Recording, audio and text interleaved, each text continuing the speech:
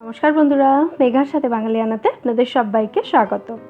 আজ আপনাদের জন্য ছানার ডালনার রেসিপি নিয়ে চলে এসেছি। ছানার ডালনা পুরনো বাংলার ঐতিহ্যবাহী একটি রান্না, যেটা এখন সেভাবে আর দেখা যায় না, তবে ভীষণই টেস্টি আর ভীষণই ইজি এই রেসিপি। চলুন দেখে নেওয়া যাক এটা কিভাবে বাড়িতে বানাতে হয়। আমি এখানে প্রথমে 1 লিটার দুধের থেকে ছানা কাটিয়ে রেখেছি। আমি ফুল ফ্যাট মিল্ক নিয়েছিলাম, সেটাকে ভিনিগার দিয়ে ছানা কাটিয়ে সেই ছানাটা একদম শুকনো করে জল ঝরিয়ে নিয়ে চলে এসেছি। লাগছে আদা কুচি, ধনেপাতা কুচি, একটা কাঁচা লঙ্কা কুচি, নুন, ভাজা মশলা গুঁড়ো নিয়েছি 1/2 টিস্পুন, নুনও 1/2 টিস্পুন নিয়েছিলাম। এই ভাজা মশলার রেসিপি অলরেডি আমার চ্যানেলে রয়েছে, চাইলে দেখে নিতে পারেন। আর রয়েছে গরম মশলা গুঁড়ো 1 পিঞ্চ মতো, আর ময়দা লাগছে। সবার প্রথমে ছানাটাকে হাত দিয়ে এভাবে একটু ম্যাশ করে নিতে হবে। সমস্ত উপকরণ যেগুলো আমি প্লেটের মধ্যে রেখেছি সবটা একসঙ্গে দিয়ে ছানাটাকে প্রথমে মাখিয়ে নিতে হবে। তারপর এতে আমরা ময়দা মাখাবো। প্রথমে 1 টেবিল স্পুন মতো ময়দা দিলাম আমি। খুব ভালো করে এটাকে মেখে নিতে হবে যেন এর মধ্যে কোনো লাম্পস না থাকে। আর ময়দার পরিমাণটা খুব খেয়াল রেখে দিতে হবে। খুব বেশি হয়ে গেলে কিন্তু সেক্ষেত্রে ছানার কোফতাগুলো শক্ত হয়ে যাবে। আমার মনে হচ্ছে আরও একটু লাগবে, সেই জন্য আরও 1/2 টেবিল স্পুন মতো আমি এখানে ময়দা অ্যাড করলাম। টোটাল 1.5 টেবিল স্পুন ময়দা দিয়েছি। খুব ভালো করে মাখা হয়ে গেছে, ঠিক যেমন আমরা আটা ময়দা মাখি সেই রকম একটা কনসিস্টেন্সি আসবে ডোটার।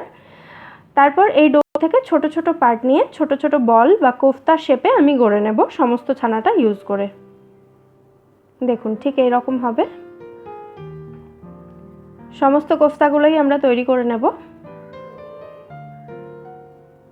সবগুলো রেডি হয়ে গেছে। এখানে টোটাল 13টা কোফতা হয়েছে আমি যে পরিমাণে ছানা নিয়েছিলাম। এবার এটাকে আমরা ফ্রাই করব। আপনারা সর্ষের তেলে করতে পারেন, বাট আমি পনির বা ছানা এগুলো রিফাইন্ড অয়েলে করাটাই প্রেফার করি, বা ঘিতেও করা যেতে পারে। প্রথমে আমি একটা কোফতা এখানে দিয়ে দেখলাম, উল্টে দেওয়ার আগে পর্যন্ত যদি এটা ভেঙে না যায় তার মানে এর মধ্যে ময়দার পরিমাণ কিন্তু একদম ঠিক আছে, বাকি কোফতাগুলো ছাড়া যেতে পারে। আর যদি দেখেন তেলে দেওয়ার পরে কোফতা ভেঙে যাচ্ছে তাহলে এর মধ্যে আরেকটু ময়দা মিক্স করতে হবে। যারা নতুন রাঁধুনি এটা তাদের জন্য একটা টিপস।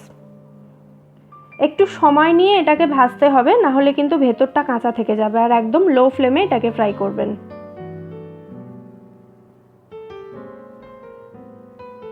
একদম সুন্দর গোল্ডেন ব্রাউন কালার আসা পর্যন্ত এগুলোকে আমি ভেজে নিয়েছি।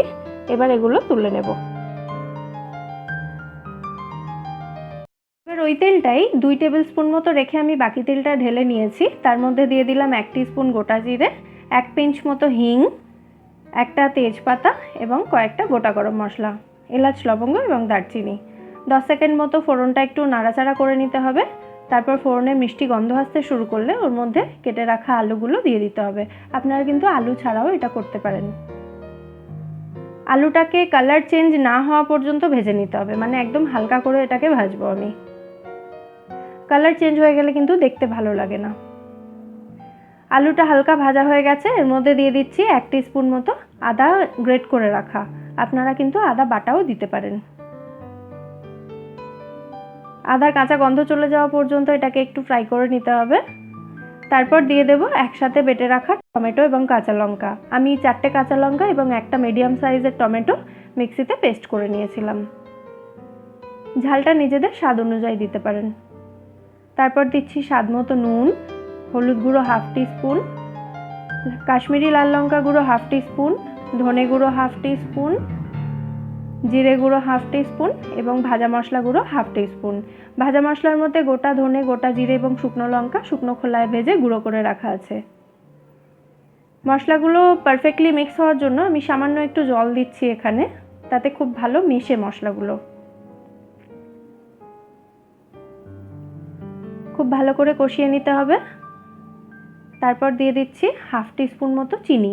যেহেতু ছানার ডালনাটা একটু মিষ্টি মিষ্টি ভালো লাগে, সেই জন্য আমি এখানে একটু চিনি দিলাম। আপনারা কিন্তু না চাইলে নাও দিতে পারেন। মশলা থেকে তেল ছেড়ে আসলে ওর মধ্যে দিয়ে দেব জল।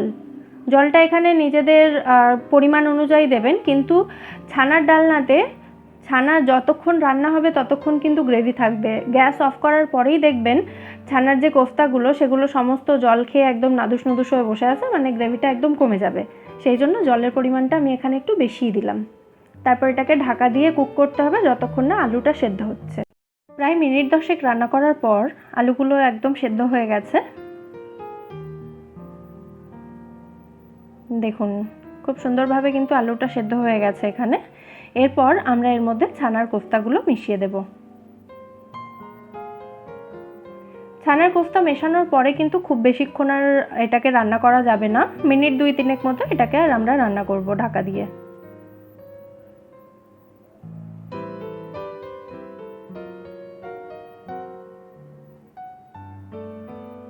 2 মিনিট রান্না করার পর দেখুন কোফতাগুলো কিন্তু অলরেডি অনেকটা জল টেনে নিয়েছে এখানে। খুব হালকা হাতে এটাকে মিক্স করে দিচ্ছি। তারপর এর মধ্যে দিয়ে দেব 1/2 টিস্পুন মতো গরম মশলা গুঁড়ো। আবার একটু নাড়িয়ে চাড়িয়ে দিলাম। তারপর দিয়ে দেব 1 টিস্পুন মতো ঘি। ঘি দেওয়ার পর গ্যাসটা বন্ধ করে দিতে হবে এবং তারপরে এভাবেই এটাকে ঢাকা দিয়ে রেখে দিতে হবে আরও 2 মিনিট মতো। তারপর এটাকে সার্ভ করা যাবে।